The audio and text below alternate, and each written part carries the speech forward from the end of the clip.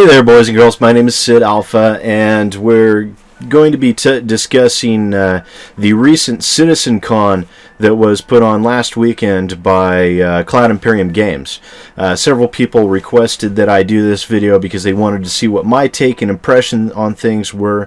So after I went through a severe geek out session over the cast that's going to be in the Squadron 42 campaign, I decided to give myself some time to cool down, step back, and think about things before I actually started making a video, because otherwise I would have been just going off about that non-stop, and you guys really wouldn't have gotten any real important information out of me, aside from the fact that I'm a huge fan of Gary Oldman and Mark Hamill. So let's get started with overall takeaways from the Citizencon that I did watch on Twitch, and I did review the YouTube videos afterwards as well. The overall takeaway is they've still got a long ways to go, but they have been making progress. They have the Alpha 2.0 module that will be coming out here soon, hopefully. Chris Roberts even made a joke about not putting dates on things, which we'll get into that a little bit later. And a lot of focus was spent on new portions and new components of the game that are coming down the pipe and will be available. Some of them were available as of Citizencon, and others were to show off the progress they made, especially in Squadron 42. So first off, let's take a quick look. Let me bring up my list here real quick for you guys. Sorry, I should have been a little bit more prepared. Let's take a quick look at the star map introduction that they did right here.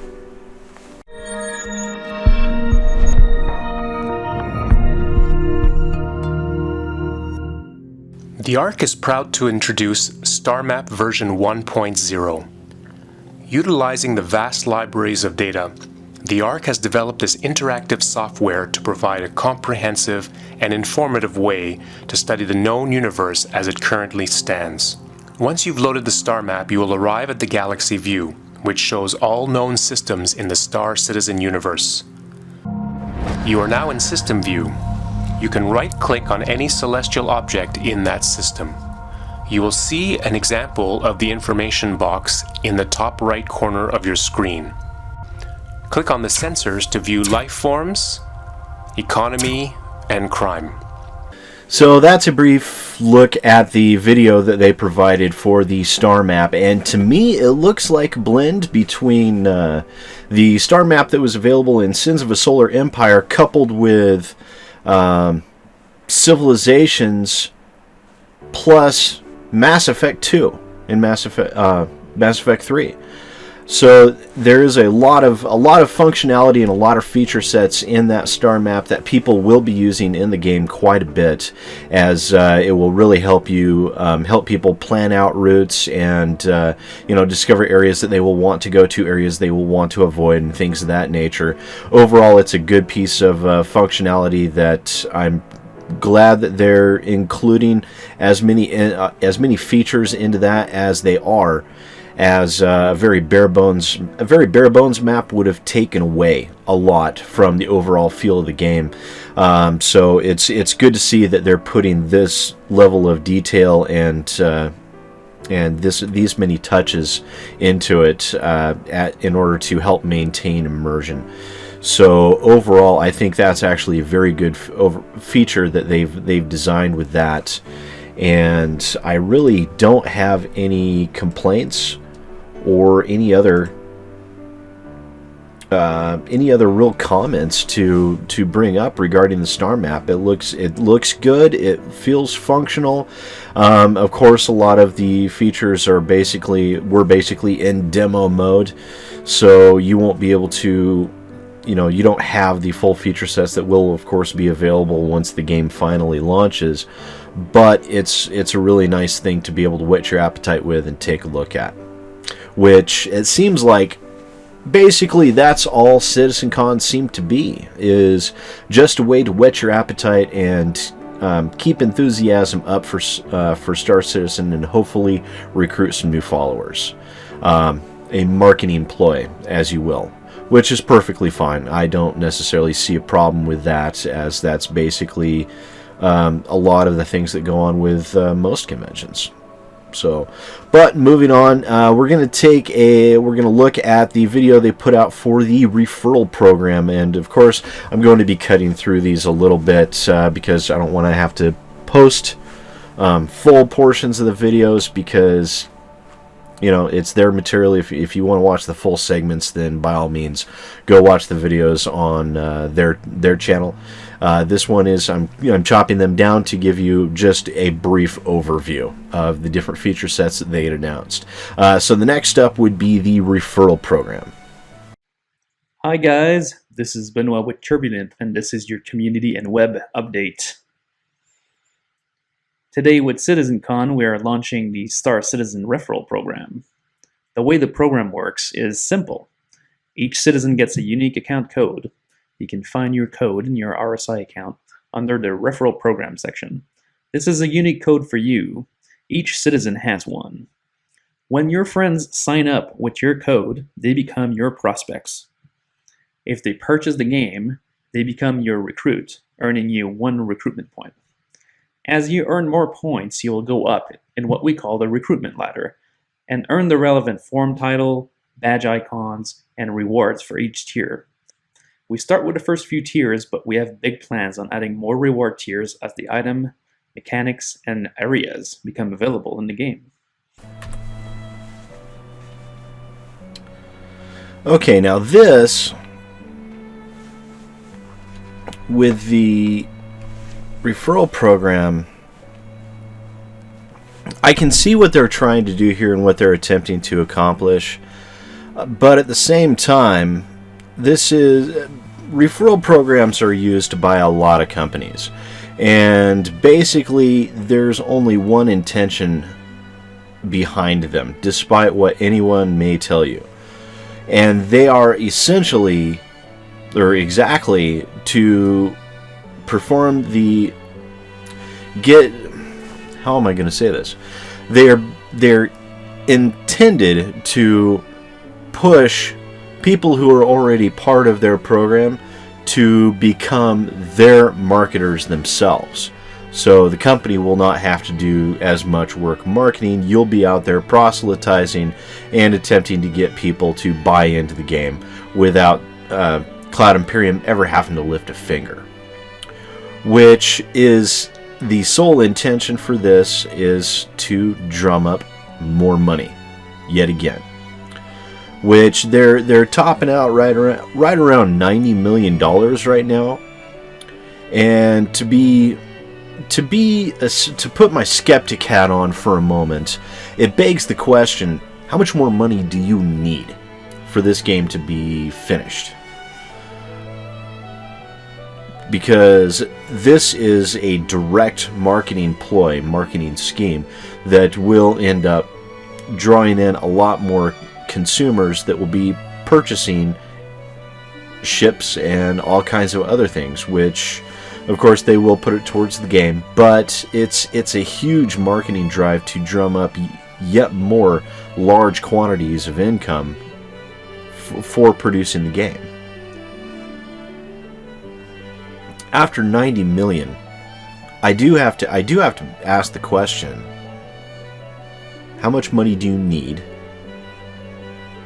And it also brings up the potential concern is, does this mean you do not have enough money to be able to complete the game now?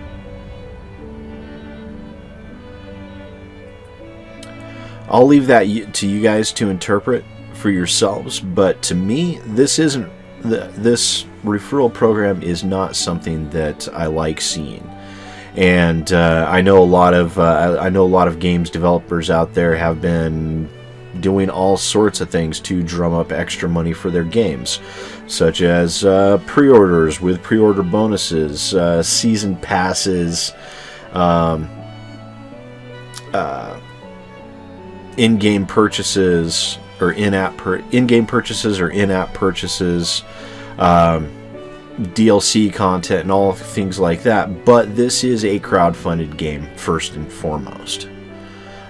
So they don't, they don't have to follow along the same guidelines that a standard game production does, and yet they are still using this is a fairly heavy-handed marketing scheme, and I'm not sure I'm okay with it. So, but that's me. That's not you guys. I'll leave it up to your interpretation. But my thoughts on it is I don't like it, and I really don't.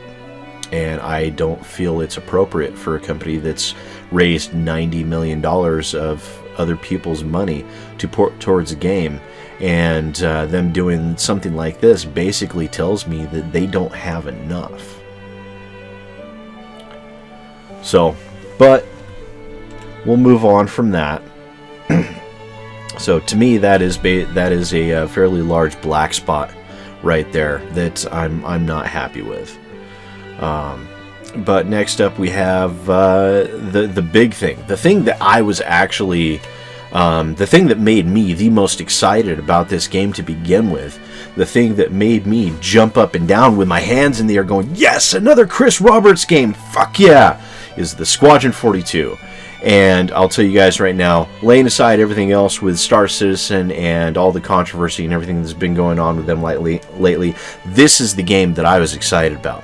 This is the game that I was wanting to play. This is what I wanted. Okay, is the Squadron 42. And they've got a big star cast. They really do. The big two top names, of course, that stand out are Gary Oldman, who plays Admiral Bishop, with a fairly interesting and potentially out of place old Southerner style accent. And of course, Mark Hamill is coming back to make an appearance in this game as well, which for those of you who didn't play Chris Roberts games back in the 90s, Mark Hamill played the character Christopher Blair in the Wing Commander series. Very, very awesome video game series that focused the storyline component, at least on Wing Commander 3, 4, and Prophecy. They focused on full motion video for relating the story, with multiple choice elements and outcomes that were based on your successes and failures on the missions that you flew, and they were awesome games. They really were. And Mark Hamill's a great actor. Gary Oldman, of course, is a phenomenon, and just how good and how versatile he really is. So it's great to see. It's great to see this cast. The cast looks really solid, and one thing though, before we go into the videos that they did for Squadron 42, I have to ask flat out, where in the hell is Tom Wilson? Guys, I want my Maniac. I do.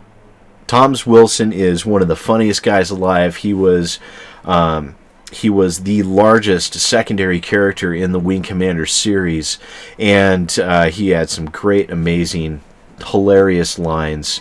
A great actor, a great character, and I really would have loved to have seen that actor come back for this game, at least even if it were just a short cameo appearance. Tom Wilson, even in his stand-up routine, said, "You got a paycheck for me, I'll fucking be there." So putting that aside, though, damn, I really wanted to be able to see him in this game. Unfortunately, he's not there. He's not a part of the cast. That is one person that I was hoping as much as Mark Hamill to be able to see make an appearance in this game, because it's a return to a Chris Roberts story, and it will feel slightly empty without him, and he will be missed dearly. So, but before we go into that, I'm going to do a quick, brief. We're going to show you the majority of Admiral Bishop's Senate speech.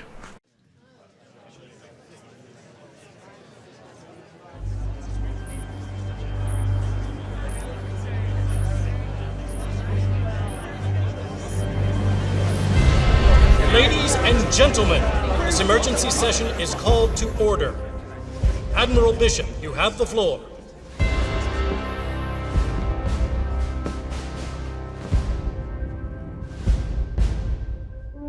For 200 years, we have battled the Vandal. We have caught these attacks, raids, or skirmishes or incursions. But I am here to tell you that we are at war. Tiber, Orion, Caliban, Virgil, once human systems all but abandoned in the face of the enemy. The Vandal are at our gates, weapons bared while we hide and cower, retreating as they burn and decimate everything around us. We cannot let the tragedy of Vega happen again. We cannot give the Vandal any more ground. To defend this empire, we must attack. And we have to be committed to that attack, whatever the cost may be. We have to rebuild our fleet. We have to use the power of human innovation to reclaim these so-called red systems and strike back at the enemy. This will not be an easy fight. It will cost us in resources, in credits, in lives. Well, some of you may be asking why undertake such a thing, and I can tell you in one word: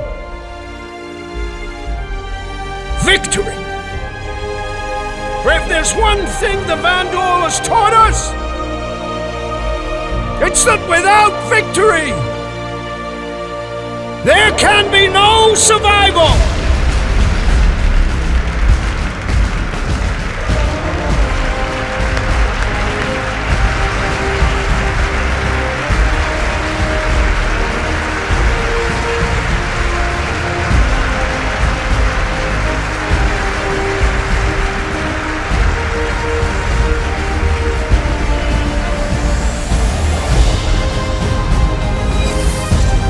Okay, so continuing on, Bishop's speech looked absolutely incredible to me. It looked fantastic, and the walkthrough they gave of the ship, the introduction to the ship in Squadron 42 looks great, although bear in mind that component at least is very, very unfinished, and they still have a fair amount of work to do adding in the full graphical sets and things like that.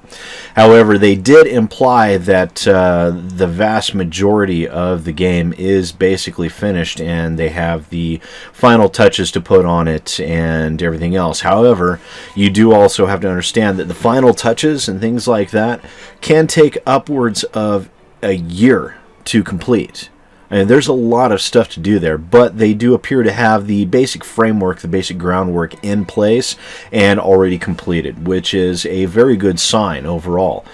Now, we're going to backtrack a little bit, and I'm going to discuss with you guys a few things that were said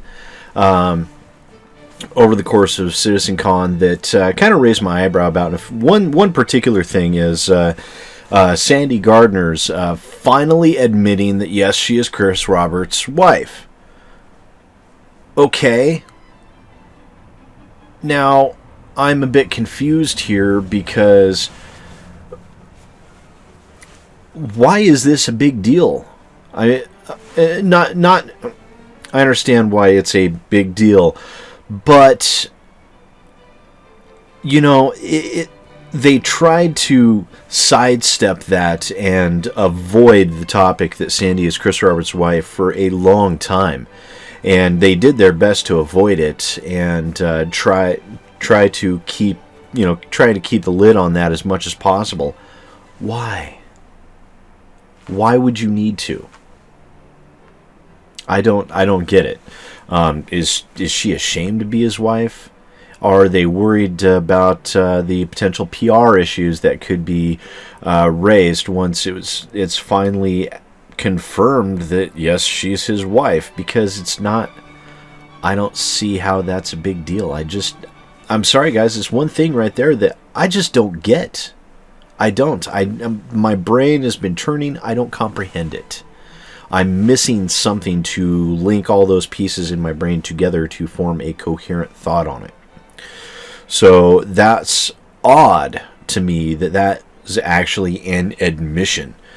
And it was actually, you know, I don't know. I just don't get it. I don't. I'm sorry. I tried. I really did. I tried. I put my poor little brain to work on it, and it failed me utterly. So I've got nothing really to comment on that about, except for why the hell was it a big deal to begin with? You know, most everyone knew that she was his wife already. So what's the big deal about her actually admitting it in a public forum? I guess the implications just fail to impress upon me. Another thing is Chris Roberts' joking admission to I've been told not to set dates.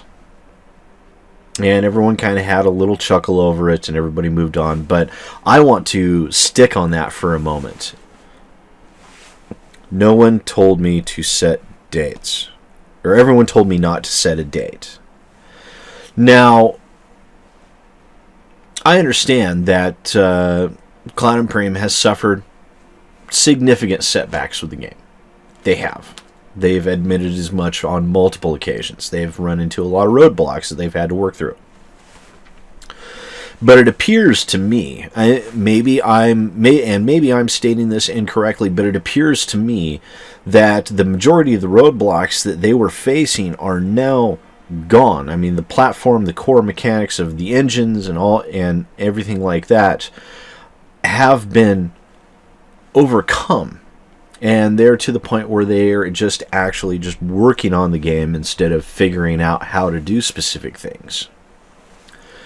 So it's a little confusing to me why they won't give us why they won't give us a date. You know, I really don't get it. Because one very important thing is a lot of people are going to disagree with me on this, and that's fine. That's perfectly fine. You know, we're not going to agree on everything, guys. I mean, we usually don't anyways. And I'm okay with that if you are too. Is that deadlines can be a good thing. They really can, because, you know, it sometimes if there's no pressure to accomplish, then there's no reason to really apply yourself to accomplish in a timely fashion. Whereas if you do have a deadline to get something accomplished, then you will try, you will strive, you will work hard to try and meet that deadline, because the results of not meeting that deadline can be kind of bad. You know, you can get in trouble from your boss, or you can have a client company who's hired your company then get upset with you and potentially take their business somewhere else if you consistently don't meet deadlines.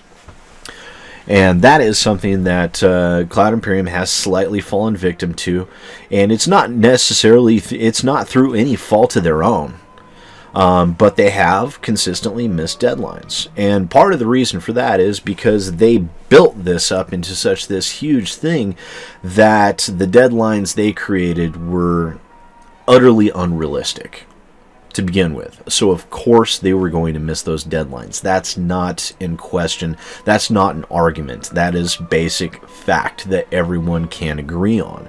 Detractors of Cloud Imperium and their handling of the game, and supporters can all agree that the size and scope of the current game was unrealistic.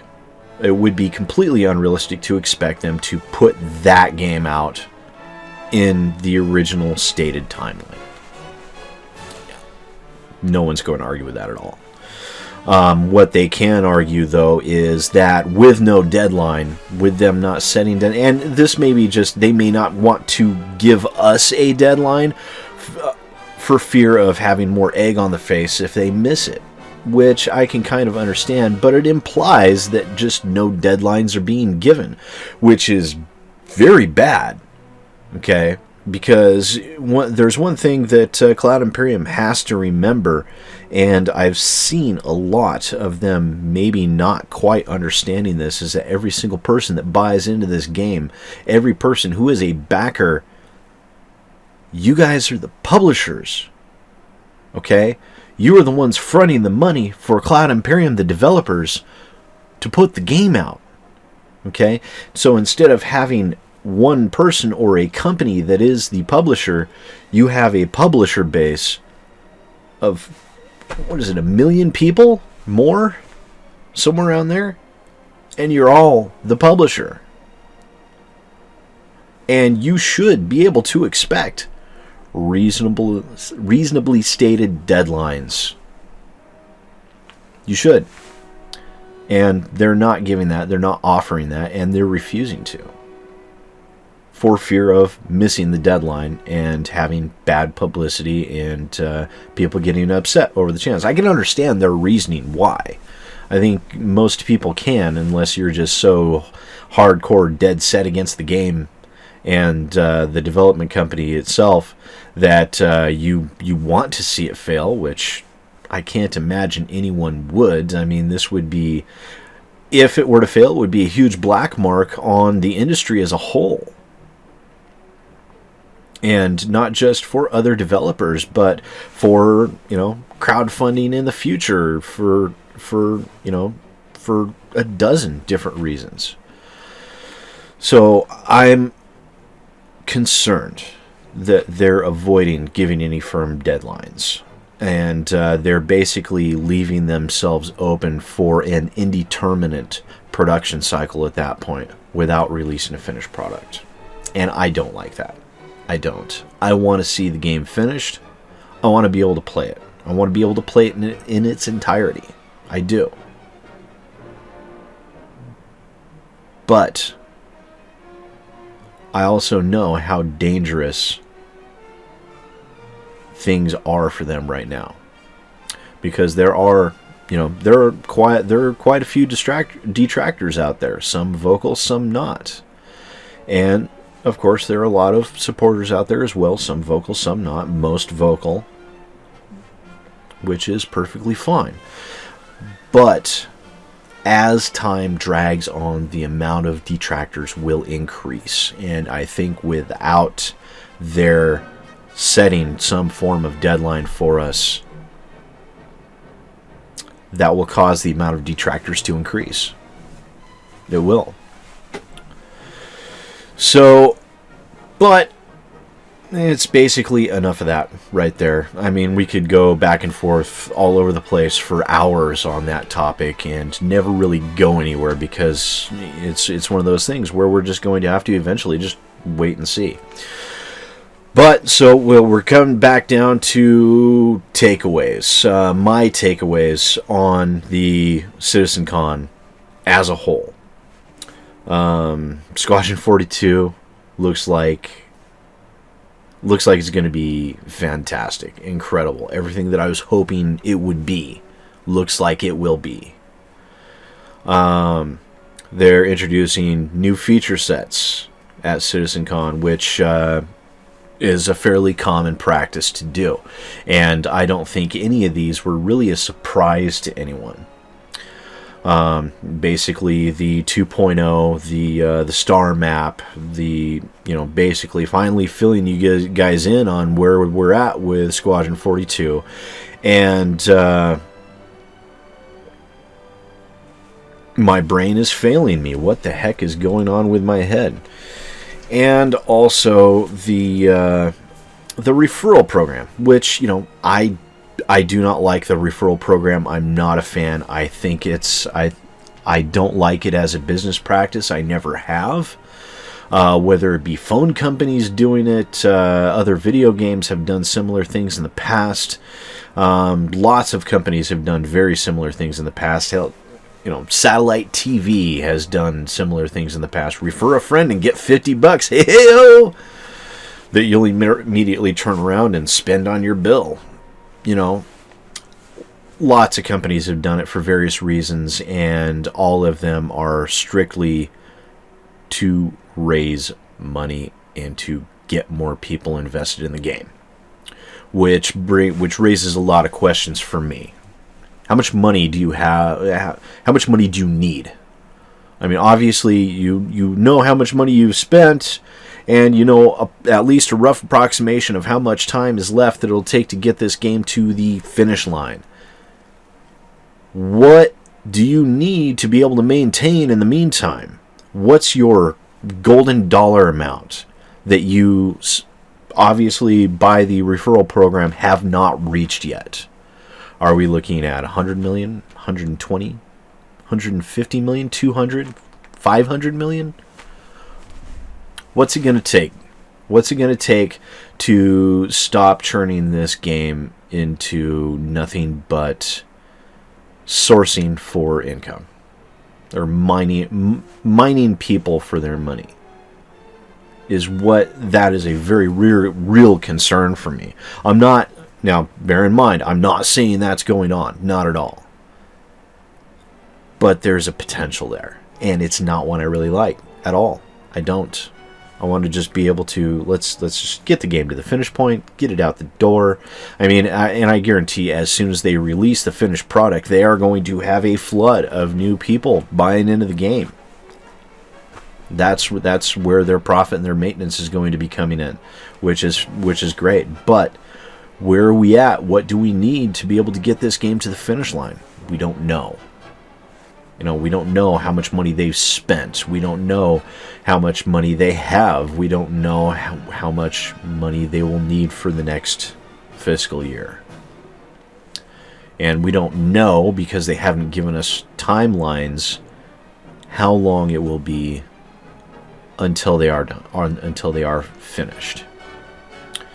So a lot of interesting stuff came out of Citizencon, but it still raised quite a few questions for me. And I know I'm going to get some people pissed off by my stating this, but you know what, guys? I still have to use my head. I still have to use my opinion and stuff like this. I mean, that's the reason why I'm doing this video, is mainly because a lot of you came to me and say, "Hey, what's your take on? When are you going to do your take on Citizencon? What are your thoughts on this?" And so that's what I'm doing here, is letting you guys know what I'm thinking and feeling about this. I mean, my God, I want to play Squadron 42 so bad I can taste it.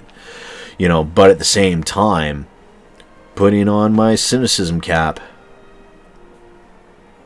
not everything in Citizencon that they said was ultimately consumer friendly and backer friendly. And it concerns me. It does. But at the same time, it looks awesome. It really does. I mean, the demoing that they did, where you were walking around in the base and then chose a mission and then went out and got on your ship and then traveled to another sector and then got out of your ship and went and did this little thing where you spacewalked through this station to turn a light switch on and then go back, and then and also engaging in dogfights in between.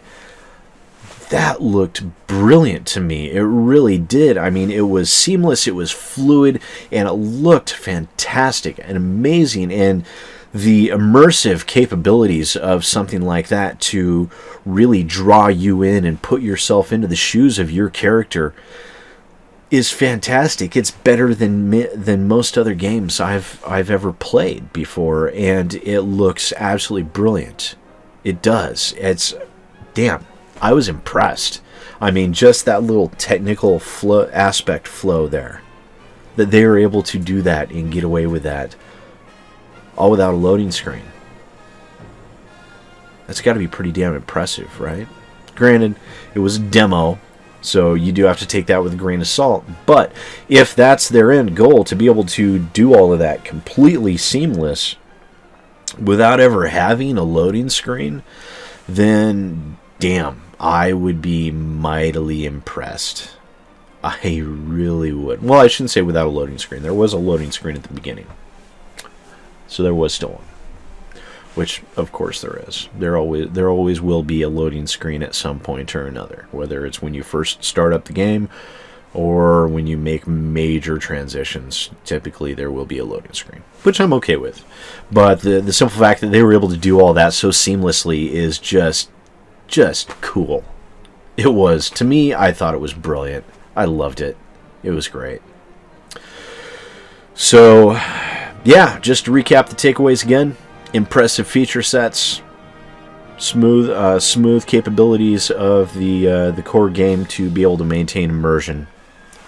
Some concerns about the next year. And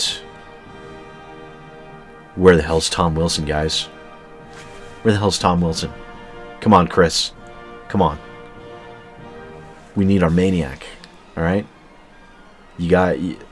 Work with me here, buddy. Come on.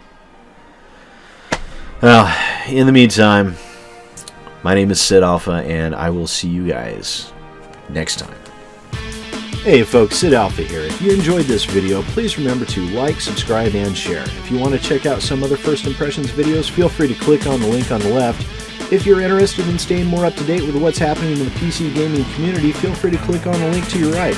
The subscribe button is down at the bottom. Please show your support and punch that evil thing as hard as you can. And once again, thanks for watching. I appreciate it.